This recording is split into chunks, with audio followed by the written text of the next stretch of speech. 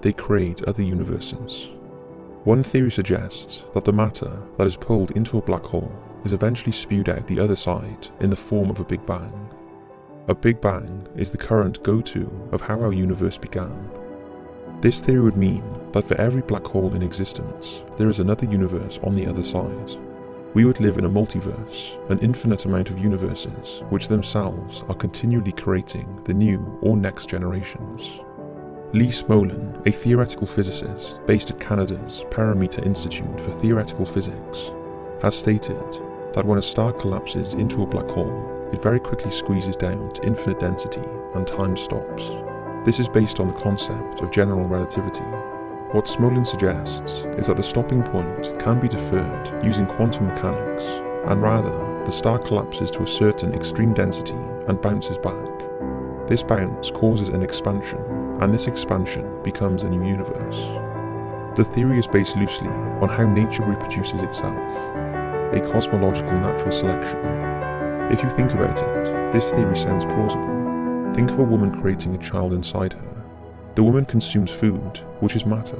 This matter is absorbed by her body and used as energy. This energy is then used to create her child, a new life. Our creation just has an extremely long birth. The rebirth of our own universe.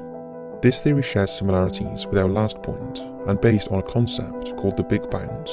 Similar to an accordion being played, contraction, expansion, the birth of our universe and black holes share something in common. The singularity that we spoke of in the introduction, a place so infinitely dense that we cannot even comprehend, let alone understand it. Both share similarities in that they are a place where all its matter lies.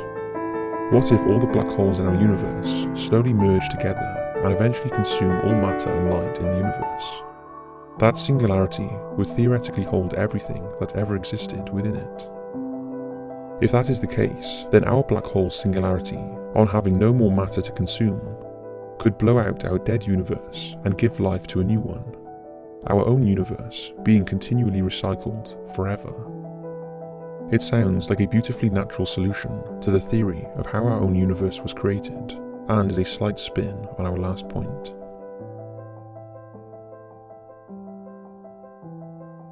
They are the hiding place of highly advanced civilizations.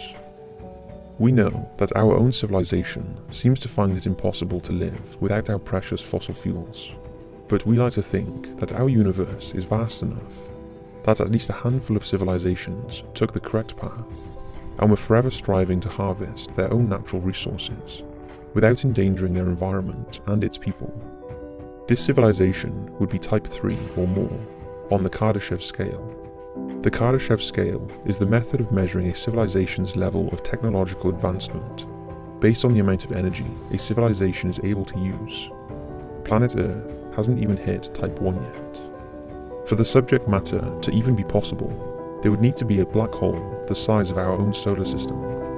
The reason for this is that the surface of a black hole becomes less extreme the larger the black hole is. This supermassive black hole would have a large enough stable area within the event horizon to hold an entire planet within, and this would orbit the central singularity without being torn apart.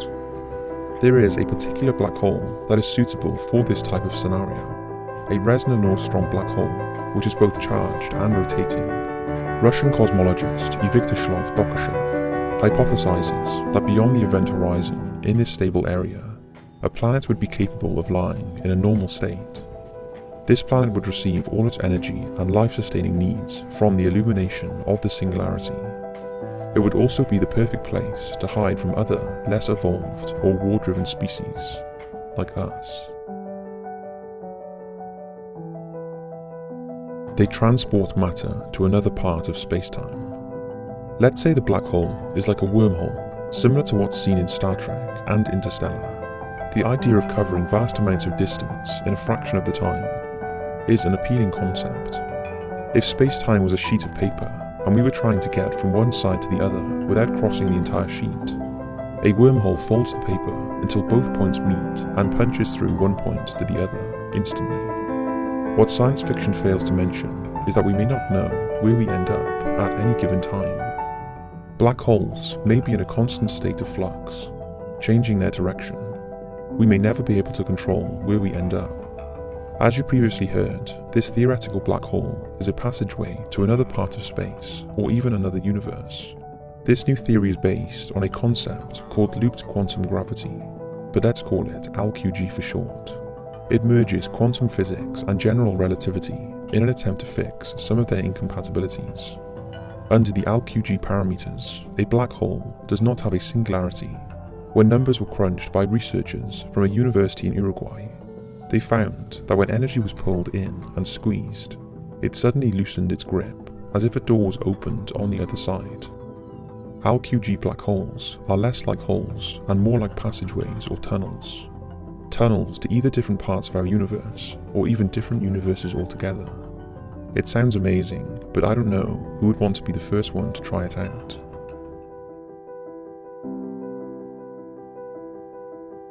Nowhere, it's a hologram. Physicists and scientists alike cannot agree on whether our black holes are three-dimensional monsters or flat, two-dimensional surfaces projected in 3 dimensions, like a hologram. The fact is that we are limited to viewing some of these objects from millions of light years away, and only from one approach, one angle of view. It sounds like an impossible task. Just let your mind accept the notion that our cosmos does not lie in 3 dimensions, but rather 2. This would mean that when matter and light are pulled into what we see as black hole, is in fact getting stuck in the gravitational fluctuations of the 2-dimensional surface. This analog was used. Imagine a basketball loop. The ring is the event horizon, and the net is where all matter falls and disappears. Now push the net up to the ring to make it a flat, 2-dimensional surface. There is no inside, and there is no other side.